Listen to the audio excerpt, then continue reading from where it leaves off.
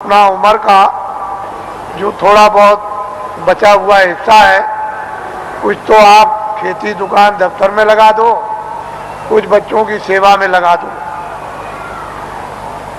कुछ मान सम्मान में लगा दो, कुछ सोने में।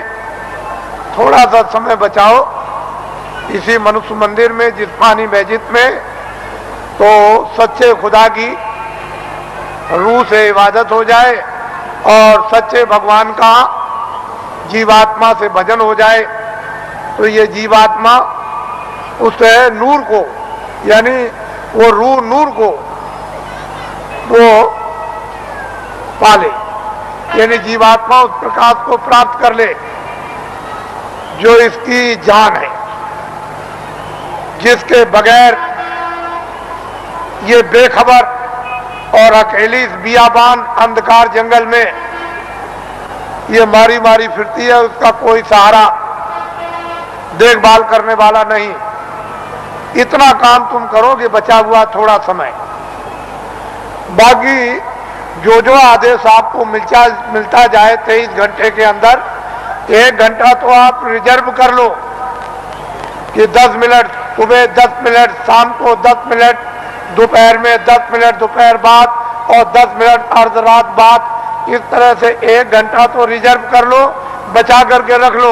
और 23 घंटे के लिए जितना जितना आदेश मिले, दफ्तर के लिए, दुकान के लिए और खेतों के लिए और बच्चों की सेवा के लिए, आए गए मेहमान के लिए और सोने के लिए और स्नान करने के लिए, अस्पताल में जाने के लिए, जितना आपको आदेश मिल जाए वो तो आप इसकी हिफाजत कर लो। इसमें बैठी जीवात्मा उसकी भी हिफाजत कर लो। दोनों काम आपके लिए सुलभ हो जाएं, ये भी ठीक और जीवात्मा भी तुम्हारी जाग जाए। लेकिन इसी से जगेगी जब ये ठीक रहेगा, निरोगी रहेगा और स्वच्छ रहेगा और साफ रहेगा और पाक रहेगा, तो फिर जीवात्मा भी साफ हो जाएगी और निरोगी हो जाएगी।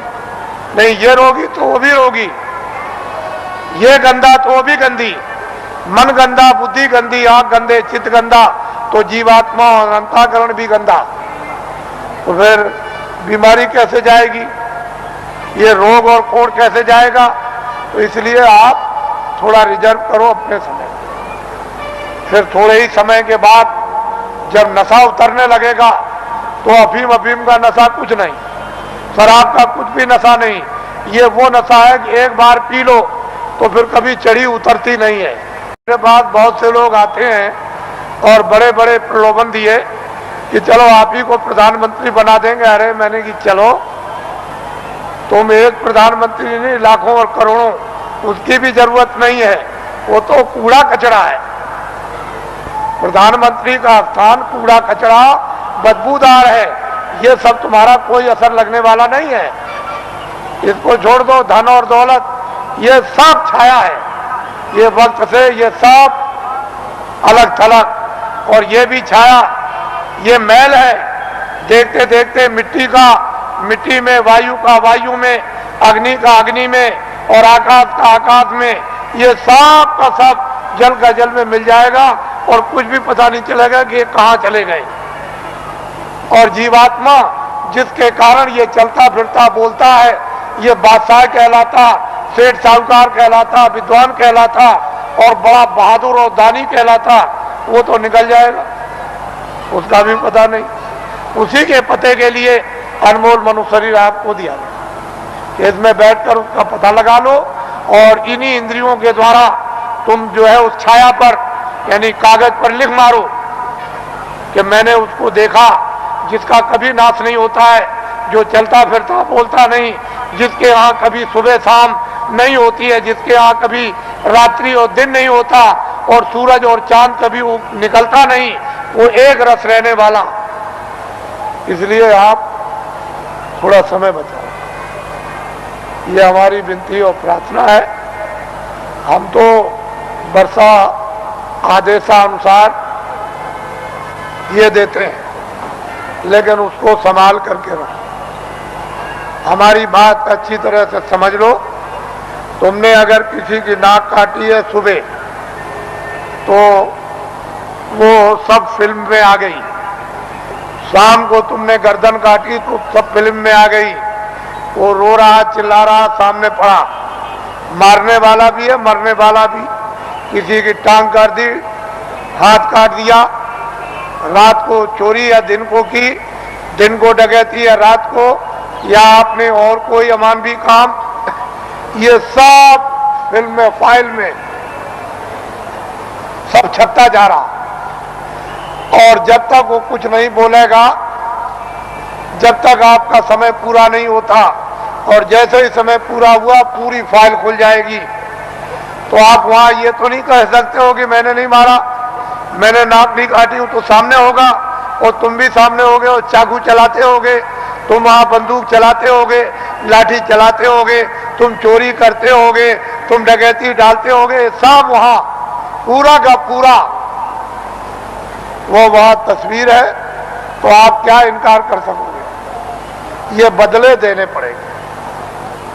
जब आपको ये अदले और बदले, तुमको दान के पुण्य के, किसी की सेवा करने के, सम्मान करने के, तुम आदर करोगे, तुम पानी पिलाओगे, खाना खिलाओगे, दवा दे दोगे और किसी मरीज बीमार की सेवा करोगे, ये सब वहां छप जाएगा।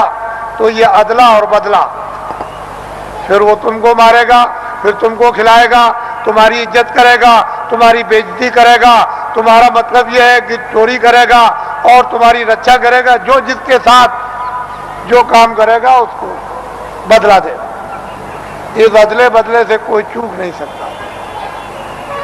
जब कृष्ण भगवान 56 करोड़ यदुवंशियों को समाप्त कर दिया, पलक के मारते में खून की नदी बह गई, तो जब जाने लगे प्रभात पाटल नदी के किनारे कि अब हम अंतर ध्यान हो जाएंगे, चले जाएंगे अपने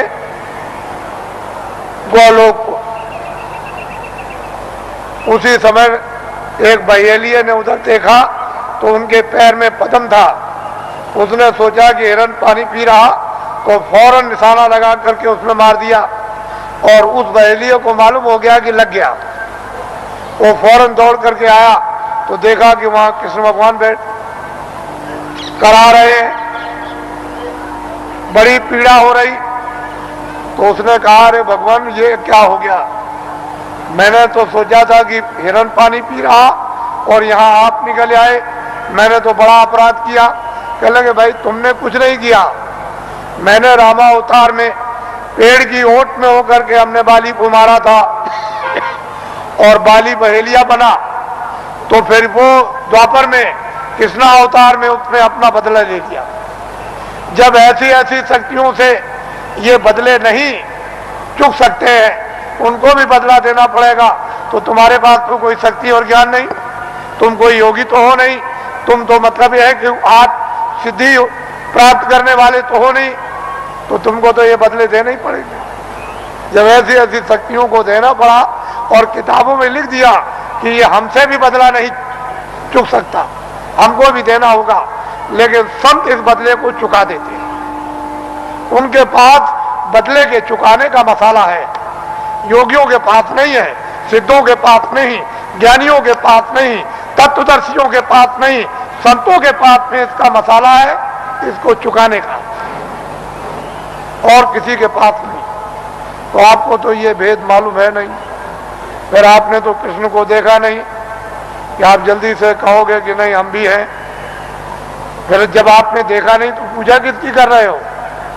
अरे किताब में लिखा है कि तुम जाओ, अगर मुझको पाना चाहते हो, मेरा दर्शन करना चाहते हो, मेरे लोक में आना चाहते हो, तो जो मुझको पा चुके हैं तत्वदर्शी, जिन्होंने अपनी जीवात्मा को जगाकर और ज्ञान चक्षु द्वारा जिन्होंने मेरा साक्षात्कार किया है, तुम उनके पास चले जाओ, वो मेरा भेद बताएंगे और उनकी कृपा और मदद और सहायता से तब मेरे लोक में तुम आओगे। तो ये तो कोई मानने वाला है नहीं। तो बताओ फिर पूजा किसकी हो गई? तुमने खुद को अपने को धोखा दिया, खुद को भ्रम में रखा, खुद को अंधकार में रखा और खुद भटक गए। कौन बताएगा आपको? आपकी आत्मा की कौन रक्षा करेगा, कौन संभाल करेगा? माँ बाप कर नहीं सकते, धन दौलत कर नहीं सकता, राजा कर नहीं सकता है और लोग कर नहीं सकते हैं, तो इस आत्मा की रक्षा कौन करेगा? जो किताबों में लिखा हो आपकी समझ में आता नहीं, आप